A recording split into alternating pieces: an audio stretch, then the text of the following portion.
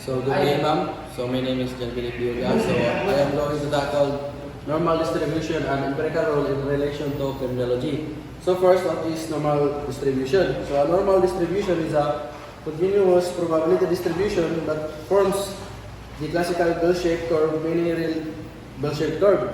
So normal distribution has its properties. First, symmetry. So when we say symmetry, it is more likely transparent. So kung sa'yo nasa right, mao po nasa left. So equal siya tanan o equal siya with equal size.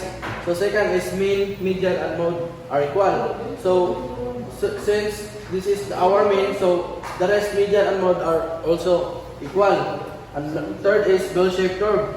So bell-shaped curve is kani, ma'am. Yung kaupat is asymptotic nature.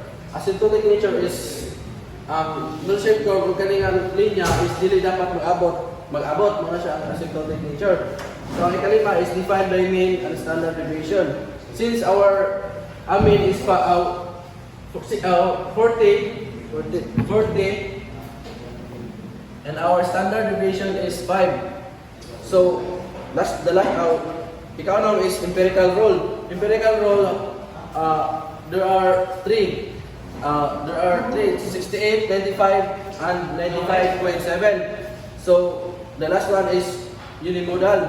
So unimodal is a normal distribution has a single peak.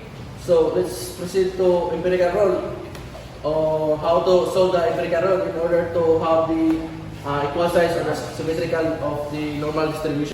So first is the 68. So automatically nga atong i-divide siya to. The second one is kani part.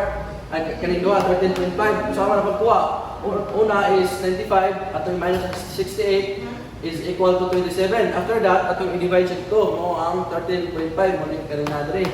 So sunod is 2.35. Ang 2.35 ang solution is 99.7 minus 25 is equal to 4.7 and divided into 2.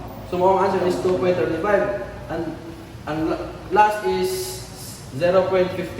So 100 minus 99.7 is equal to 0.30 and divided into 2 is 0.15. So let's proceed to the problem in relation to criminology. So the daily number of reported incidents in a normal distribution with a mean of 40 and a standard deviation of 5. So there are three atong tulo atong pangitaan. Una, what percentage of reported incidents between 35 to 45? So more likely 35 to 45 kani atong pangita. So ang answer is 35 to 45 is duha ka mo 34. So kani duha ka 34 ano na siya i-add? So mo ang resulta is 68. So the answer for this one is 68%.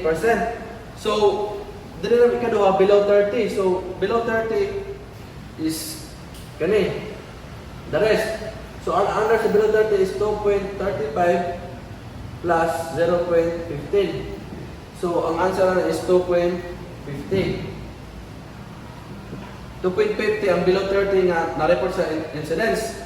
So above 15 na pod is kani mura gyapon dai 2.35 mura gyapon same ra gyapon dai 2.50%.